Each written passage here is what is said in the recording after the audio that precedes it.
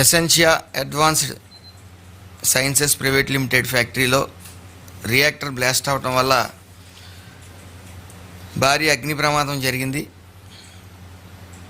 సుమారు 25 మంది తీవ్ర గాయాలు అవటం జరిగింది. పవన్ సాయి హాస్పిటల్స్లో, ప్రైవేట్ హాస్పిటల్లో సుమారు 13 మంది, అలాగే ఉషా ప్రైమ్ హాస్పిటల్స్లో 9 మంది చికిత్స పొందుతూ ఉన్నారు. ప్రమాదం జరిగిన స్థలంలో సుమారు ఈ ఫ్యాక్టరీలో సుమారు 3 చనిపోయారు. భారీగా పొగ రావటం వల్ల ఇంకా ఎంతమంది ఉంటారనేది క్లియర్గా తెలీదు. అక్కడికి ఆల్రెడీ జిల్లా కలెక్టర్ గారు అలాగే ఎస్పీ గారు పరిస్థితిని సమీక్షించి ఎప్పటికప్పుడు తగు చర్యలు తీసుకుంటూ ఉన్నారు. ఏదేమైనప్పటికీ పూర్తిగా ఎంతమంది చనిపోయారనేది ఇంకా తెలియాల్సి ఉంది. ఏదైతే పవన్ సాయి హాస్పిటల్ ఉందో 13 మందిలో ఒక అతను చాలా ప్రమాదకరమైన పరిస్థితిలో కొన ఊపిరితో కొట్టుమిట్టాడుతూ ఉన్నారు. అలాగే 3 చనిపోవడం కూడా జరిగింది. వెంటనే కలెక్టర్ గారు కూడా అక్కడ ఏదైతే చనిపోయిన బాధిత కుటుంబాలు ఉన్నాయో వాళ్ళందరి దగ్గరికి చేరుకోవడం జరిగింది. వాళ్ళందరినీ ఎక్స్గ్రేషియా అనేది కూడా మాట్లాడటం, సదరు కంపెనీతో మాట్లాడటం జరుగుతూ ఉంది. ఏదేమైనప్పటికీ ఇంకా కొద్ది సమయం పట్టొచ్చు పూర్తిగా ఎంతమంది చనిపోయారని తెలియటానికి.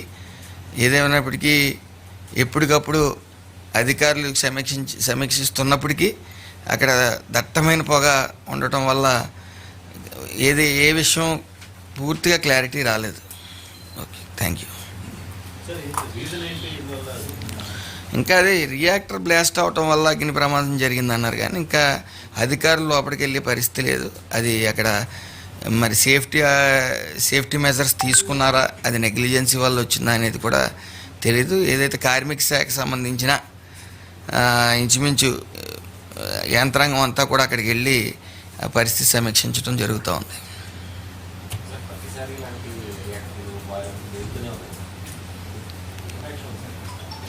గత 5 years నుంచి అదే గత మీడియాలో చెప్పడం జరిగింది. గత 5 yearsలో థర్డ్ పార్టీ ఏజెన్సీస్ని ఎంటర్ చేసి అధికారులని వాళ్ళతో కొమ్మక్కి అధికారులని వాళ్ళు హ్యాండిల్ చేసుకుని పూర్తిగా బ్లాక్మెయిల్గా సేఫ్టీ మెజర్స్ అనేవి సరిగ్గా పర్యవేక్షించకపోవడం వల్లే జరిగింది. పూర్తిగా ఏదైతే కార్మిక శాఖ ఉందో కార్మిక శాఖ గత 5 ఏళ్లలో పూర్తిగా నెగ్లిజెన్స్కి గురైందని మాత్రం చెప్పగలను.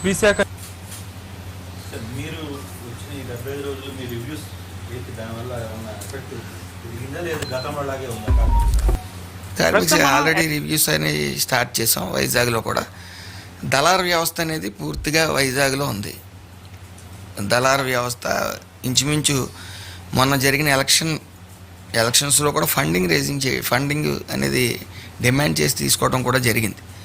ఏదేమైనప్పటికీ కొన్ని 2-3 రాజకీయ ప్రతినిధులు అక్కడ చేరి అధికారుల్ని అవినీతి చేసే విధంగా ఎదరగింటారు తప్ప ఈ కార్మిక శాఖని, అలాగే ప్రతి వ్యవస్థని కార్మిక శాఖలో ఈఎస్ఐ హాస్పిటల్స్ కానీ సుమారు ఈఎస్ఐ హాస్పిటల్స్లో 450 కోట్లు వస్తే సెంట్రల్ గవర్నమెంట్ నుంచి 150 కోట్లే వాడుకోవటం, మిగతాది నిరుపయోగంగా వదిలేయటం. అదేవిధంగా ఏదైతే భవన నిర్మాణ కార్మికులకి అందవలసిన ఈ రాయితీలు కానీ సంక్షేమ పథకాలను అన్నీ ఆపేయటం, అలాగే బీవీఓసీకి చెందిన 4,000 కోట్ల రూపాయలు డైవర్ట్ చేయడం, ఇలాంటి చాలా సమస్యలు ఉన్నాయి. ఏదేమైనప్పటికీ థర్డ్ పార్టీ ఏజెన్సీస్ ద్వారా సరైన సేఫ్టీ ఆడిటింగ్ జరగకపోవటం వల్లే ఈరోజు ఈ యొక్క ప్రమాదాలకు కారణం అని మనం చెప్పుకోవచ్చు. ఏమండి అక్కడ కలెక్టర్ గారు చేరుకోవడం జరిగింది, అధికారులు చేరుకోవడం జరిగింది. ఈ పొగల్ని అదుపులోకి పెట్టి కానీ లోపలికి వెళ్ళటానికి లేదు. దట్టమైన పొగలు రావటం వల్ల అసలు అక్కడికి ఏం జరుగుతుంది అనేది కూడా ఏం జరిగింది అనేది కూడా క్లారిటీ లేదు. సుమారు ఇంకొక గంట పట్టుతుందని చెప్పేసి కలెక్టర్ గారు వివరించడం జరిగింది.